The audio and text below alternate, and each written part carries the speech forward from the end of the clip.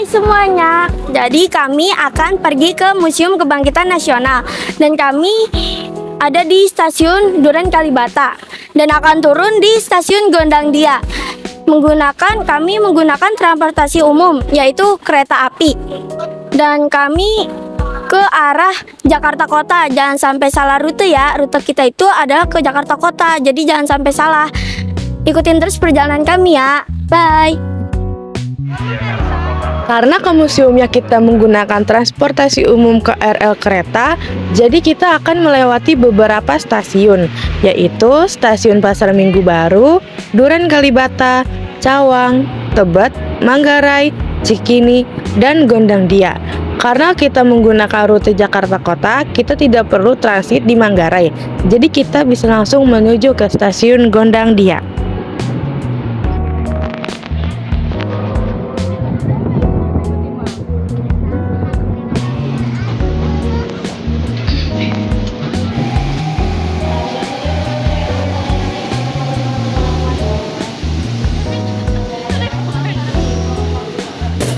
Hai semuanya, kita udah sampai nih di stasiun Gondangdia. Kita akan pergi ke Museum Kebangkitan Nasional. Dari stasiun Gondangdia, kita akan jalan kaki bersama teman-teman kelas dan Bu Ivana. Yuk ikutin terus perjalanan kita ke Museum Kebangkitan Nasional. Karena kita sudah sampai nih di stasiun Gondangdia, nggak usah lama-lama lagi, kita langsung turun ke bawah menuju pintu keluar stasiun Gondangdia.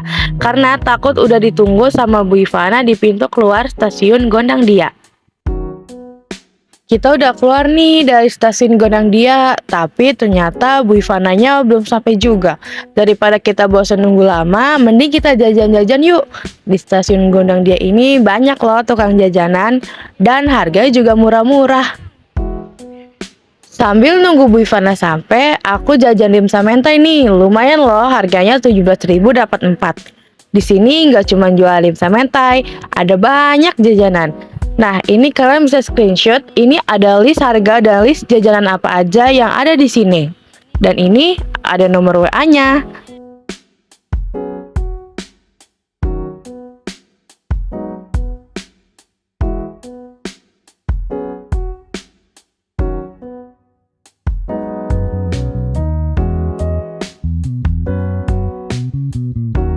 Karena Bu Ivana sudah sampai, kita lanjut jalan kaki bersama-sama menuju museum.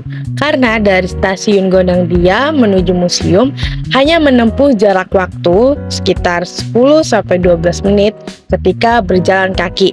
Lumayan kan menghemat biaya untuk menuju ke museum. Sebenarnya dari stasiun Gondangdia menuju museum, walau hanya menempuh jarak waktu 10-12 menit, itu cukup terasa loh capeknya. Apalagi sekarang mataharinya lagi panas banget. Tapi berhubung kita jalan kaki rame-rame, mungkin itu sedikit tidak terasa, karena selama berjalan kita sambil ketawa-tawa, berbicara bersama-sama. Jadi mungkin itu cukup tidak terasa ya panasnya dan capeknya.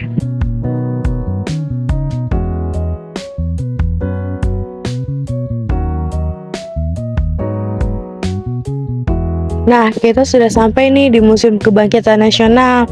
Untuk biayanya per anak hanya kena Rp1.000. Murah banget kan dengan harga Rp1.000?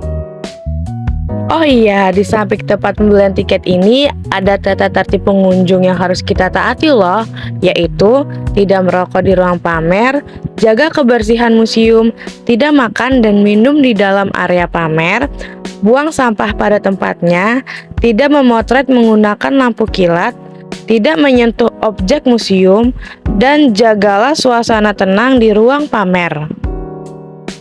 Nah teman-teman, setelah pintu masuk ini ada peta museum loh, karena ruang-ruangan yang ada di Museum Kebangkitan Nasional ini cukup banyak. Jadi mungkin tujuannya dibuat peta museum ini agar kalian tidak kebingungan mencari ruangan yang kalian cari. Halo semuanya, kita dari kelompok 5 udah sampai nih di Museum Kebangkitan Nasional. Sebelum itu, tak kenal maka tak sayang. Mari kita perkenalkan diri dulu. Halo, nama aku Jihan. Halo, nama aku Raisa.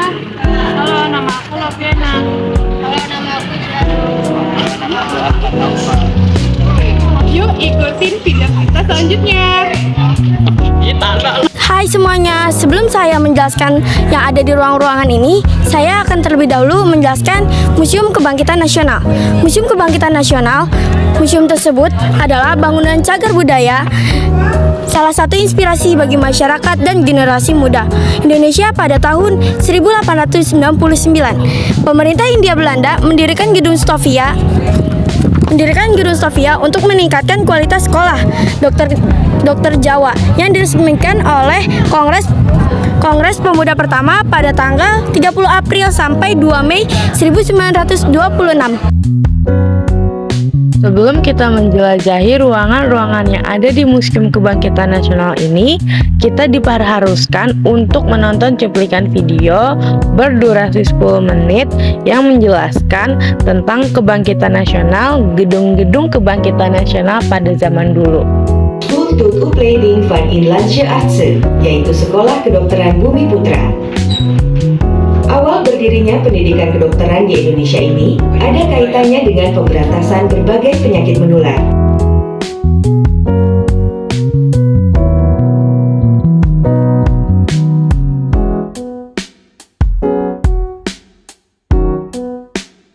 Nah, kita sudah berada di ruang pengajar Stovia nih. Pengajar Stovia berjumlah 12 orang yang biasanya dibantu oleh asisten pengajar yang berasal dari lulusan pengajar Stovia terbaik.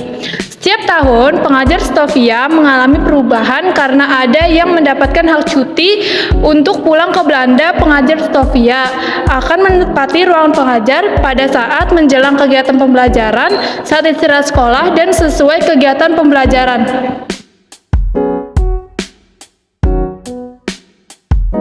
Ruang media pembelajaran. Pembelajaran Stovia lebih menekankan praktek sehingga dibutuhkan media pembelajaran yang memudahkan. Simulasi di dalam pembelajaran. Media pembelajaran ditempatkan dalam ruangan tersendiri yang akan diambil oleh para pengajar pada saat akan memasuki ruang pembelajaran. Meja bedah. Meja bedah ini digunakan oleh pelajar Stovia pada saat belajar anatomi. Bahan praktek dalam bentuk jenazah manusia didatangkan dari Eropa.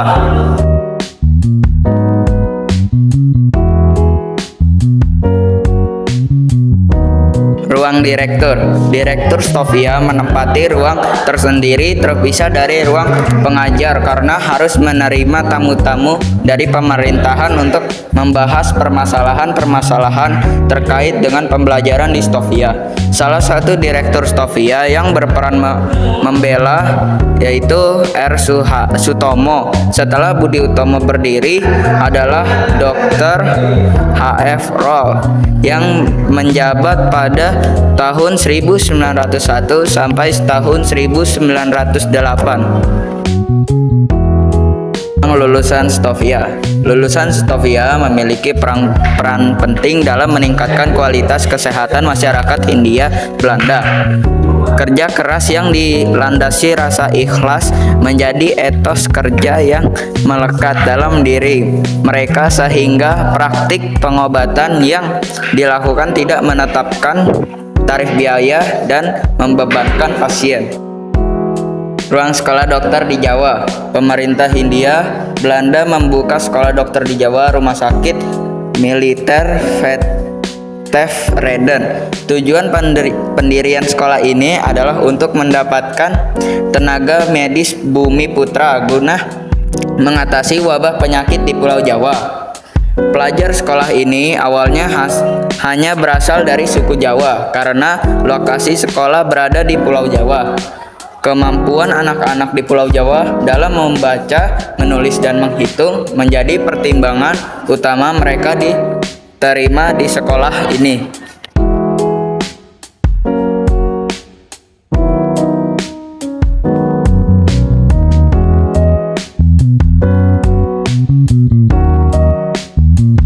Sekolah Dokter di Jawa.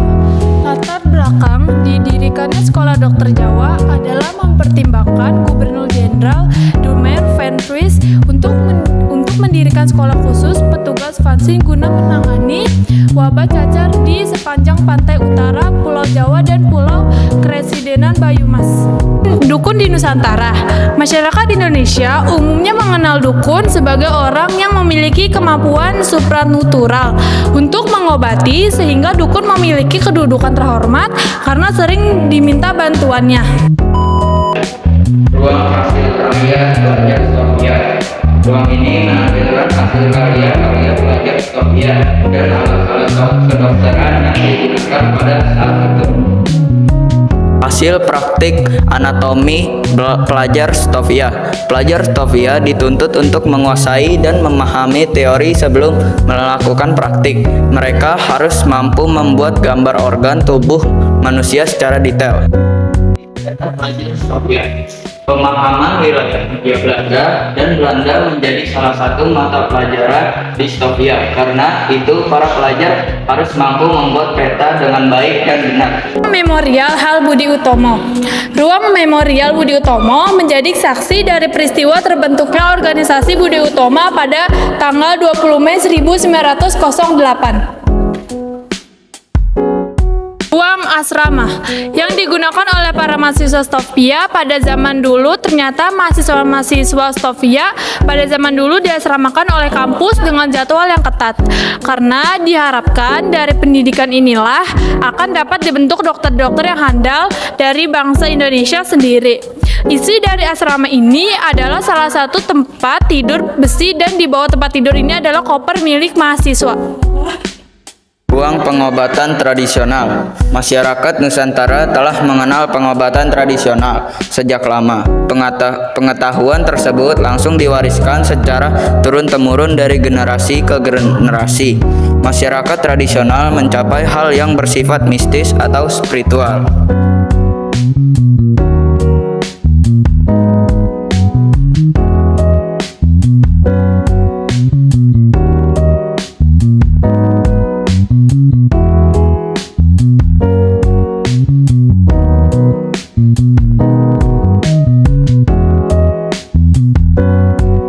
Ini adalah uang koin pada zaman dahulu. Belanda mendapatkan 825.000 gulden dari penjajahan di Hindia Belanda pada 1830 sampai 1877.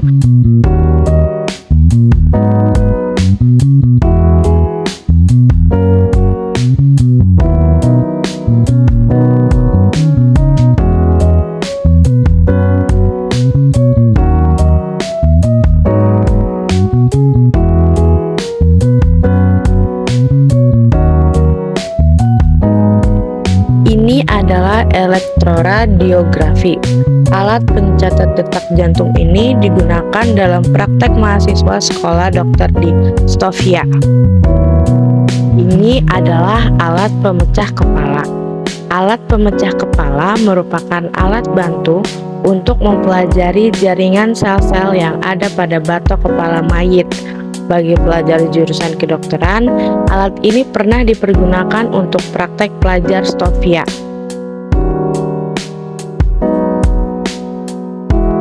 Peristiwa bersejarah di Gedung Kebangkitan Nasional.